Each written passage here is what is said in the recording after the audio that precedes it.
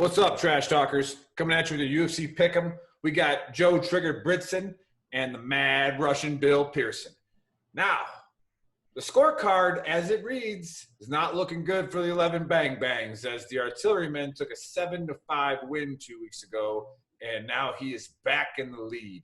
And, you know, Joe's got to pick it up because Bill's starting to own the whole damn page. So we gotta get on that pretty quick. But shout out to 10th Mountain Whiskey.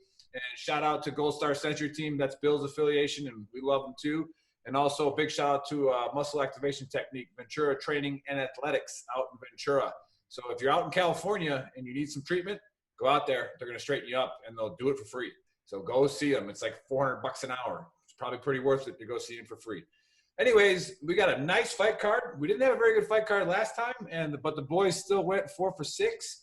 And I mean, I'm not going to do too quick math here, but that's pretty good. Let's see here. The first fight we have is a featherweight fight, and it's Thomas Almeida and Jonathan Martinez. Joe, you want to take us through that card? Yeah, you got Almeida, who's had a couple of he's had a tough streak. He's went against everybody, and got a couple of KO losses. But before that, he was number 1, number 2. Coming up and comer in that division. Who's who, and it didn't work out for him. But I still say this Martinez that he's fighting, that's a big step up for this 3. But it's gonna be a good one, depending on which Almeida shows up and how good this Martinez really is. It's gonna be fun to see. So Bill, the champ, the mad Russian, the leader, all right, with all the gross flags behind him. Notice that they're red. Notice that mine are blue. That's because I'm, a real man, but we'll get over that. So, Big Bill, who do you got in the fight? You are the first pick. To go back to what you said earlier, 4 for 6 on that last card. I could say I'm actually pretty proud Joe and I did that well on that card, because that card was a bunch of nobodies. And it took a lot of research on that one. So 4 for 6 on that one is actually, I'm pretty happy about that one. But this card was a tough card to pick. There's a lot of close ones. Now for this fight, to go into what Joe was talking about, Silva had a pretty good hot streak there for a while. But really what did him in was that knockout by Cody Garbrandt. You mean Almeida? Almeida. With Almeida, he took that knockout from Garbrandt, and that was rough. We may have to start over. What we're going to be starting on again? Almeida Martinez. So I'm good. Sorry. Yeah, so, Almeida took the hard – if you notice – You got one job on this show, Bill. You got one job on this show. All right, let's pick fights. All right? Sorry, I'm looking at multiple fights here. So, anyway, I don't think Almeida has been the same since that Cody Garbrandt knockout. He took one win after that. That was against Morales. Then now he's on back-to-back losses, one of them being a TKO. So for this one, I'm going with Martinez with the second round TKO. I don't think Almeida has been the same since that hit, and Martinez has got a powerful punch. And I think for sure this fight's going to be a banger, but I think Martinez is going to come out on top on this one. I just don't think Almeida has been the same since Cody rocked him. Was it 3 fights ago? Yep. All right, so there you have it from the champ, the Mad Russian. Now, for those of you watching for the first time, or those of you that forgot, the point system works this way. You pick the winner, you pick the round, you pick how it happened. All right, so anytime these two guys agree, they're still picking way over 90% when they agree on the fight. So pay attention. If you're a degenerate gambler, this is the time to do it. These guys are on a freaking roll, and they're killing Vegas right now by 20%. All right, so get it together. Joe, who do you got? Yeah, one of us is gonna be wrong on this first fight. Oh, no tiebreaker needed. No, sir. I'm gonna go that I agree with what Bill said, but there is a catch. I believe Almeida is definitely possesses the power, and I think that his chin is suspect, but this Martinez, the only knockout that I saw on his record of significance was a knee. I believe Almeida is going to stay a little bit busier, and he's definitely got the one punch knockout power. His chin just hasn't done well against the heavier hitters, but I think he'll be all right in this one. And he is very aggressive, so I'm taking Almeida's second round knockout. So right, there you have it. There you have it, fight fans. Now on to the second fight. We have a welterweight fight with Claudio Silva. I've heard that name before. He's probably a pretty good fighter.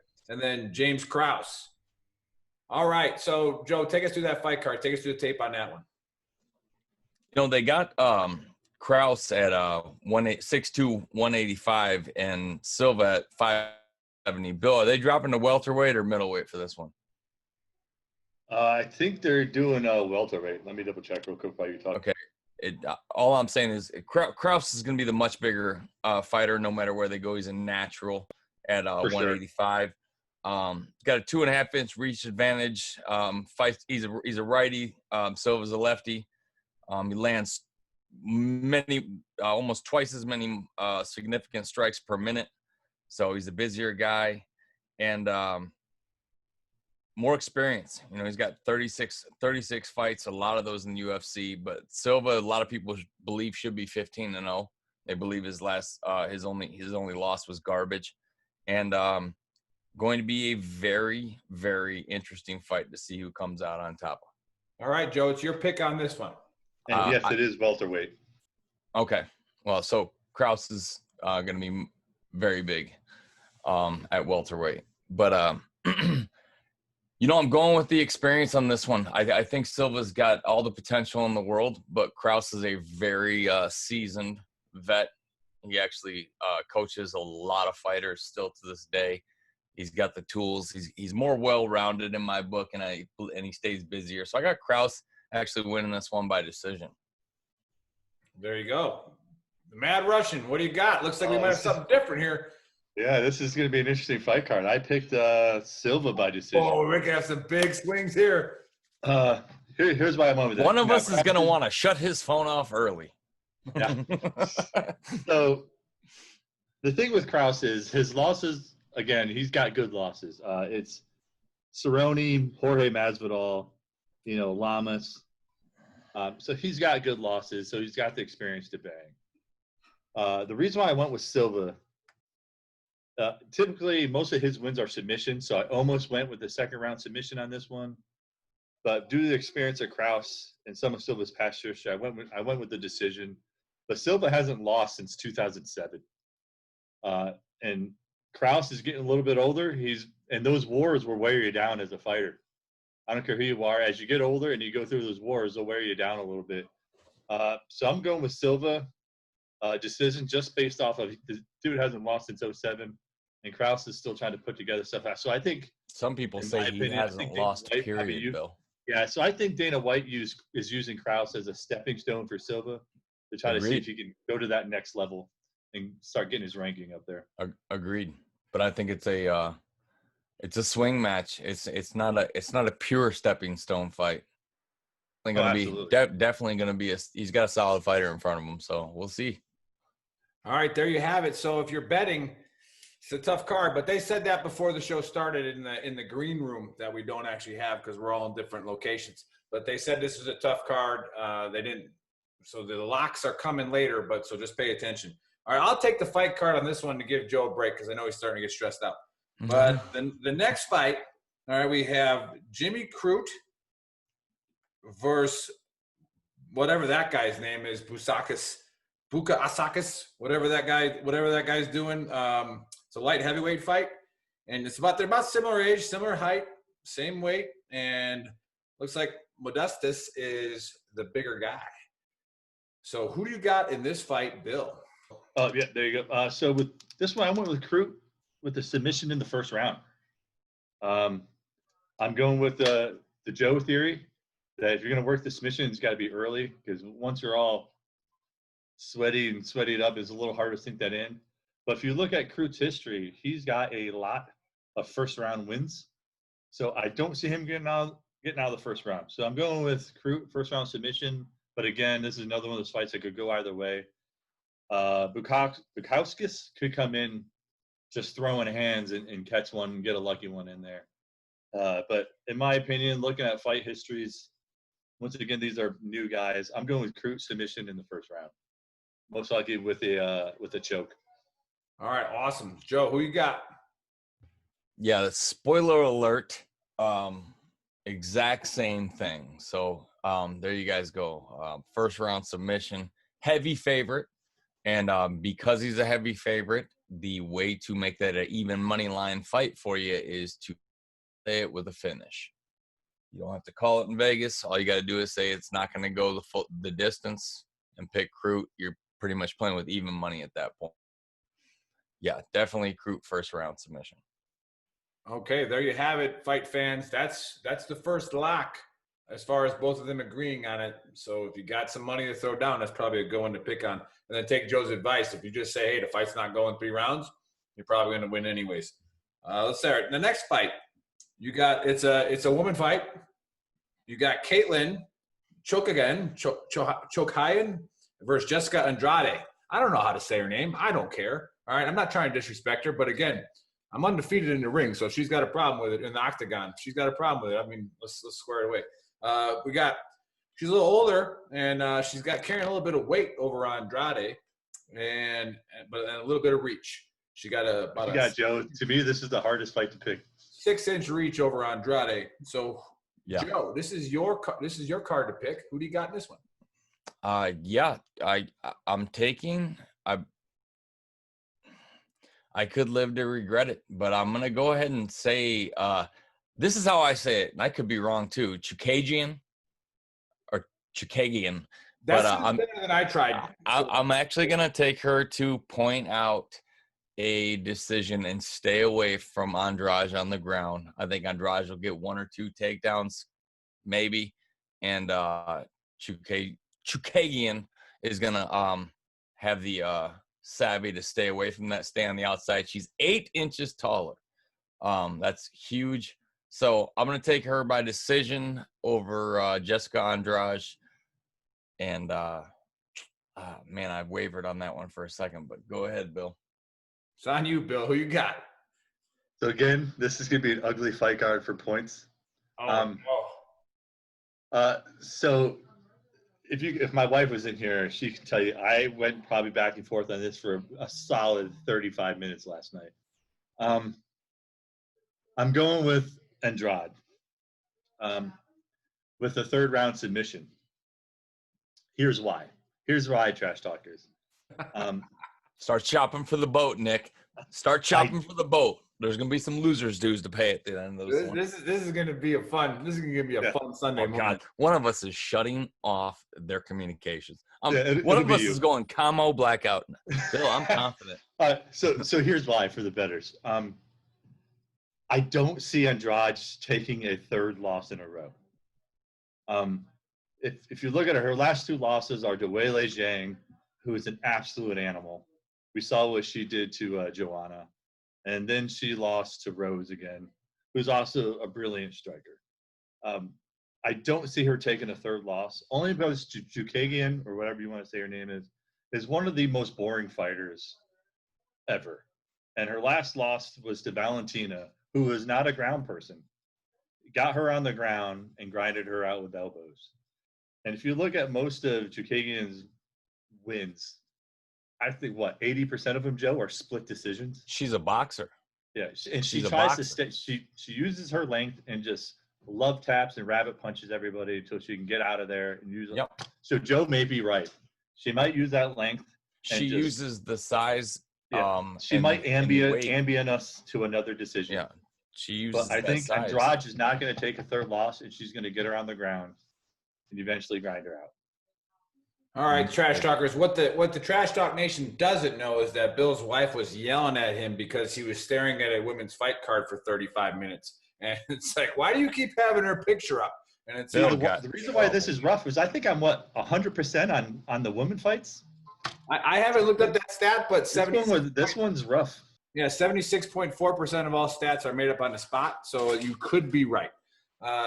Now, remember, whoever loses, do not be a triggered pansy. Okay, just accept the loss. It's that simple. I mean, Bill accepts. Judging by this card, the comeback, whoever loses might be rough, unless we go 50-50. Yeah. Painful. Regardless, so now we get to go to the main Painful. card. All right, remember, you can get these shirts. All right, you get them at veterantrashtalk.com. All right, shop veterantrashtalk.com, and you're going to get it. You got the dumpster fire because every time we get together, it's a dumpster fire. It's out of. It's usually, in my mind, the 6 inches between my ears is all the dumpster fire. For sure. So the main event, let's go to the card on that one. Brian Ortega versus, well, this guy's Asian, so he's probably going to win. Knows how to kick people and stuff like that. He's a little older, too. It looks pretty similar. Same weight, same height, a little bit of reach advantage for the Asian guy, who's probably immune to COVID. So I would go with him in the main card. But, Joe, you get to pick first. What do you got? Nick, you skipped over it because it's probably not right there, but you're going to love his nickname. They call him the Korean Zombie because he just keeps coming at you. I thought about it for a minute, but I'm going to what, I'm going to what my gut and the stats, and I just think Chan Sung Jung is the hotter of the two fighters, and I think he's just got that wherewithal, man. That guy gets into absolute wars. And he took a bad L against Yair Rodriguez, but that was the craziest knockout I've ever seen. The guy just he can bring it for 5 rounds. So I'm gonna go ahead and take him TKO in the 4th. Very nice, very nice. Bill, I saw a little smile on your face. What do you got going on here in the main card? Picking Ortega, 3rd round submission. Yes, this is going to be awesome. This is it's going to look like a football score. Yeah. So, I think Ortega's smart enough to know he's not going to get in a punching match with the Korean Zombie because the dude can take a punch. That last knockout he took was one of the wackiest, weirdest elbows I've ever seen. Well, his name is Zombie for a reason. Yeah. So he's done freakish things where it's just like, why is he still standing? And he throws punches with a busted warrior. He almost reminds me of a better version of Chris Lieben. He gets hit, he goes into like a weird robot mode and just swings until he comes back to consciousness. But I think Ortega is just far more superior on the ground. I think he knows not to get in a punching match with him. I think he's going to get him on the ground, and by the 3rd round, he'll figure it out, and he'll choke him out. So I went with Ortega, 3rd round submission. He just has, 1 loss and 1 no contest. I think this is his way of getting back in those rankings after that loss to Max Holloway, which is a stoppage. So Ortega, 3rd round submission. All right, there you have it, fight fans. Now, let's go to our locks. So, Bill, you're the champ. Who is your lock for the evening, and what's your parlay if you were going to bet a parlay on this? So my lock will be Crute. If I was to do a parlay, I'll go the Ortega and Silva. Bill, if you're parlaying, you can use the prelims, can you not? I mean, if we're just doing simply for gamblers. Honestly, I didn't really dig into the prelims that much. Spent too much time on the women's fight card. So, Bill. I did. Yeah, who do you got? Well, say your lock again, and then what's your parlay? I'll go with I'm going to go with Crute, Ortega, Silva. All right, so he's going a 3-teamer. Joe, what do you got for your lock, and what's your parlay? Crute's definitely my lock. But as far as my parlay goes, I went ahead and went all chalk, but multiple. Okay, so you're gonna have to go down to the prelims, but I'm going Crute, obviously, Gamrot, which is the last fight on the prelim card. He's 17-0, heavy fade, but take Crute, Gamrot to finish. So that's a 3-fight parlay right there. If you take him to finish the fight, there's a Russian versus Russian fight in the very bottom of the prelims. A God, Grecian is his name, but he's fighting against Antigulov. Remember him, Bill, from one of our earlier shows? No one could pronounce his name. That dude's an animal. You take Grecian to finish him. It's at heavyweight, so he's fighting way undersized, Antigulov. So Grecian's a heavy favorite, but you take him to finish. So then you got 4. And I honestly, this one I heavily believe in. So listen to what I'm saying. This Grecian to finish, there's 2. Gamrot to finish, there's another 2. So you got 4 fights. Then Crute to finish, that's a 6-fight parlay. Okay, and the money is not good if you bet these things straight up. But if you do a 6-fight parlay, they're such heavy favorites, it's more like a 3-fight parlay as far as the payout, but it's still a big payout. I mean, if you hit a 3-fight parlay on the money line straight up, you're getting paid. So those ones I'm very heavily confident in. Those all 3 of those guys to finish, and that to be a good payout if anyone takes the bet. All right, so there you have it. Again, bet those parlays if you want. And I can't say I do agree with all of Joe's prelim fights. I'm going to make a prediction on what's going to happen on Saturday. All right. This is it's pure. I think Bill's going to win more of the fights. Okay. But he's not going to get anything right except the winner. Joe's going to win 2 of them. He's going to win 1 of them, and he's going to pick all 3. So he's actually going to get a 1-point lead, picking less of the fight. I just have a feeling that's what's going to happen. This is my prediction. I don't know. Call it hope. I don't know. I mean, what do they say in Star Wars? That rebellions are built on hope? I don't know. We need that's that. We need a Jedi Knight to come stop Bill, the Mad Russian Pearson, from kicking the infantry guys' butts. But anyways, now we're on to my game. All right, the NFL. Now, like I say every week, the NFL is tough to bet on any given Sunday. 7 for 7 on locks. All right, so people don't pay attention last week. All right, I know Perry Houchins, who's not going to watch this, but he tries to give me crap when there's a difference between money line and covering the spread. All right, you can bet 4 teams money line, all right, and you can bet 4 teams with the spread. So all 4, if you bet my 4-team lock last week, money line, because I said I was terrified of 2 of those spreads, you were a winner. All right, so that's 7 for 7. Now this one, it's a tough week. But we'll go game 1 that I'm going to look at here. I got Atlanta at Minnesota. Minnesota 3-point favorite. Okay, this is number 1 lock. Okay, Minnesota with the 3. All right, giving up the 3. They're going to win. Not a question asked. Atlanta's defense is so banged up. Not a chance. And Minnesota just, for some reason, they maybe got it. What's the spread on that, Nick? 3. Oh, yeah. So, I mean, all day.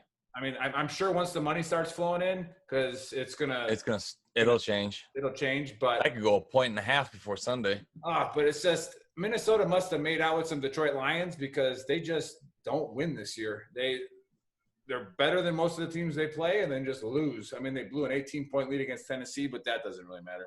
Now you got Baltimore at Philadelphia. Philadelphia is covering spreads. All right, so I'm terrified of them. All right, they're not winning, but they're covering spreads. Philly is going to lose to Baltimore, all right? But it's going to be a close game because Lamar Jackson, I think he's one of the greatest football players on the planet. I always say that, but he's not an accurate quarterback. So if the defense shows up, all right, it's going to be a close game. So I'm going to go Baltimore on that money line. Don't take them with the spread. Then Chicago at Carolina. Now, this is a tough one for me. Carolina right now is only a 1.5-point favorite at home. Okay? Mm-hmm. Everybody knows I hate Chicago, but I picked Chicago for the first 3 weeks of the season. All right? So I will be fair on Chicago when I'm picking them. Chicago shouldn't have won last week. That's what Perry tried to get on me for. It was 3rd and 24 from the 15-yard line of Tampa Bay. All right?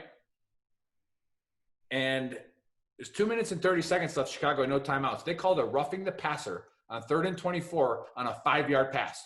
Okay? And you know when that kind of stuff happens, Joe's used to with the Packers-Lions. That was a horrible call. Some stupid call, and then all of a sudden, here comes Aaron Rodgers, right? But anyways, this was a different game.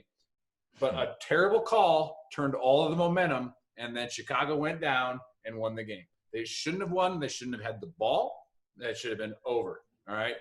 Anyways, Carolina's hot. okay? And they're playing like a team. So this is going to be I'm not going to make it a lock. I wanted to, but man, the Bears, something stupid always happens in Bear games. So we'll see what happens, but Carolina is going to beat the Bears. Take the Carolina money line. Now, second lock of the week, the Bungles at the Colts. Now, the Colts did us a favor and got crushed last week, all right? So that helps us as bettors because, it's like, let's just give them an 8-point favorite, all right? Indianapolis is going to win by 3 scores. So that's a lock. Put the money on that one. That's too easy. Now, the best game of the week. We have Cleveland at Pittsburgh. Okay. I called Cleveland last week. Nobody wanted to believe me. All right. You got Odell Beckham. He's cocky. He's happy. He's happy right now. And Baker Mayfield's happy because he doesn't have to worry about pleasing Odell. All right. And he's slinging it. He is throwing it. So Pittsburgh's a 3.5-point favorite. It's hard to bet against Big Ben. It's hard to bet against anybody playing in that stadium. But Cleveland's going to take them out. They're going to turn the page.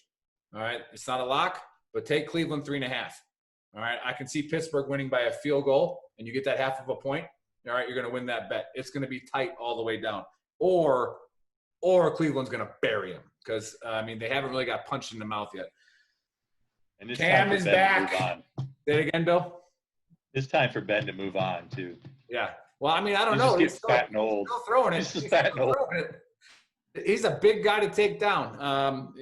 Well, I could have said something bad there. I'm not going to say it. Anyways, we got Cam Newton's back, baby. And Cam Newton is going to destroy whatever quarterback Denver throws out there. No idea. All right. They're in New England. That's my third lock. I'm only doing a 3-team parlay this week. All right. So New England, they're a 9.5-point favorite. They'll probably win by 3 scores as well. Take that lock. It's going to happen. I wanted to call Detroit on a lock, but I convinced myself not to. It's not going to be a lock because they should beat Jacksonville by talent alone. If you played this game on Madden and put it on like just normal, like watch the computer play the game, they probably win 75-3. All right, but it's the damn Detroit Lions. Joe, tell us what your grandpa used to say. How do you dress? Oh, he said you can dress them sons of bitches up any way you want. They're still the Detroit Lions. They just lose. All right. They just lose. But they'll find a way. So depressing. But I'm still gamblers. Take Detroit on the money line. All right. They're going to win. They should win. That's rough. They should win. All right. They should. So just take them. All right. Tennessee against the Texans. Now here's another one.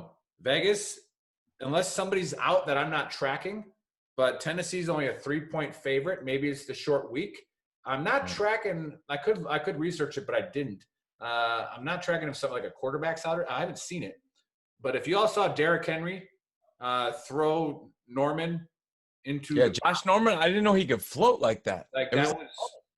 It doesn't matter who's hurt or what. If Derrick Henry's playing against that team, all right, Tennessee's defense is gonna stop whatever garbage receiving core that Houston puts out there. I was scared of this game because I didn't research it and I saw the line. I'm like, something's wrong. All right, so there's probably a key player missing. But take Tennessee, do your research on that one before you bet it. Now you got Washington at the New York Football Giants. Ugh. Gross. All right, don't watch this game. Disgusting. Don't listen to it on the radio. Don't do anything. It's like watching a Pop Warner game. Don't bet on it. But if you're a degenerate and you're trying to pick a 15-teamer, all right, go with New York. All right, go with New York. They're gonna pull it out. They're gonna pull it out. Golden Tate's gonna have a big day. Jones is who knows? Who knows what's gonna happen? I'm pretty sure Kyle Allen ran for a touchdown, got all pumped up, and he was all pumped up because he had a concussion, and then they took him out of the game. So I just don't know who to pick on that one. Take the home team. That's all I'm gonna say.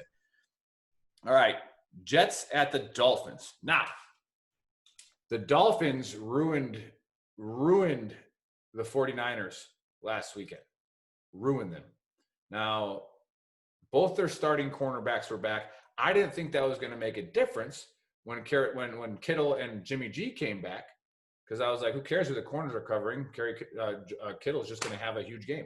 Well, I think he had like 5 catches for 60 yards. All right, so Dolphins are going to roll. Take the Dolphins over the Jets. Now, I think it's 13.5 points.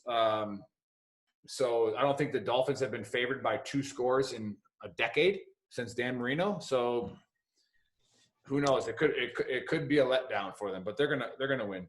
Now, Green. Bill, can you tell your dog to stop mean mugging me and sticking his tongue out? Like, we're trying to do a show and it's being really rude. Dude, he weighs as much as I do. He does what he wants. That is a giant. Is that the dog from Sandlot? My God, look at him. Look at that. Dog is horse. awesome. That dog is awesome. So you Put got your tongue away. You got Green Bay at Tampa. All right. All right. Tampa is currently a 1-point dog. All right. They opened up as 3.5-point dogs at home. All right. So the money is obviously heavy on the Pack. So that spread is now down to 1. All right. So they're not going to give you any points. They're not going to give Tampa any points. I mean, the money's going on Tampa right now. Excuse me. I said that wrong. Money is actually on Tampa to cover that. And you know who that is? That was my point. I screwed that up. Tom Brady has the biggest cult following in the world. So when they see Tom Brady getting 3 points, they bet on it. Oh, Tom's getting 3 points? Well, now he only has 1. All right. And guess what? Aaron Rodgers, Aaron Jones from UTEP, and that motion offense that, I mean, even Nagy from the Bears, the coach of the Bears said that what Matt LaFleur is doing is unbelievable in the NFL. And you rarely hear a rival coach, let alone any coach, say that about a young coach, right? He's saying what he's doing is unbelievable. When you pay attention, if you watch a Packers game, you don't know where the ball is going to go. You got no idea. And neither does the defense. And that's why, and you give a guy like Aaron Rodgers a little motivation and, you know, draft a quarterback in the first round, and he's just throwing darts. And he was coming off a bye week. The Packers are going to roll. Now, I don't pick locks on the Packers because everybody knows I'm a Packer fan, so I don't want to get too emotional about it. But Packers are going to roll. And the Packers defense is just really good. Rams at the 49ers. Now, do the 49ers bounce back with Jimmy G? Don't think so. I got Rams are a 3.5-point favorite. Okay. I'm going to take the Rams and giving up the points. So take the Rams against the points. Now, Chiefs at the Bills. This would be a tough one to pick, but I think it's actually pretty easy. A couple of things happened before the show. Rumor has it Le'Veon Bell just signed with the Chiefs. Now, if that's true, he's going to get about 10 touches in that game. He's not going to be a big factor, all right? But for the rest of the season, he's going to get about 15 to 20 touches a game. He's going to be rested, and he's going to be open, all right? There is going to be 0 people to double team on the Chiefs, and it's just going to be disgusting. Now, the Bills are coming signed. It's official. The Bills are coming off getting throat punched, all right, on a short week, and they're playing on Monday, so they gave them an extra day. But the Bills played a team that had 18 days of rest. All right, Tennessee had 18 days of rest and just destroyed Buffalo, who came off of 2 hard games. Yeah. All right, 2 super hard games, and they won both of those, but they were hard games. They're going to come into another slugfest here, and I just think the Chiefs are just going to beat them. But it'll be a tight game. It'll be a fun game to watch. Second best game. And then the Red Rocket, Andy Dalton. Okay. Colin Cowherd shared a stat of Andy Dalton's first 4 years in the league to Dak Prescott's first 4 years in the league, and they are identical. Touchdowns, interceptions, and wins. All right. Andy Dalton is not a bad quarterback. He played on a very, very bad team, the Bungles, okay? He has a lot of talent around him. That defense in Dallas sucks. It's not their fault. They lost a couple all-pros. So, it is what it is. But I'm going to take the Cardinals, though. I'm going to take them. I'm going to take them on the road. I think Kyler Murray is going to step up in the big stage because he likes that kind of stuff. And Dallas is actually an underdog. So, Take Arizona money line. If you're hurting for money and it's the last Monday night game, I would take Dallas getting 2.5 points. That might be your only chance of making your money back. But there you have it. My locks again are pretty simple. You got Minnesota as a lock. All right. You got Indianapolis as a lock, and then New England's a lock. So just take those 3 teams, and you're going to be happy on Monday morning. As for that, remember, check out our show on Saturday. We got a guest coming on. He was a mortarman, all right, and he currently is a rep for a union, some pipe fitters. So that'll be cool to hear his story and how they certify people. And let's give a big shout out to Bill. Forget about the red flags on over his left shoulder, but at least he has an 80-second thing on there. At least he was a real man. Touche. We can give him that. But gentlemen, it was a pleasure again. And remember, check out our store, shopveterantrashtalk.com. Support our swag, support our mission, and go ahead and gamble on these guys. See you guys later.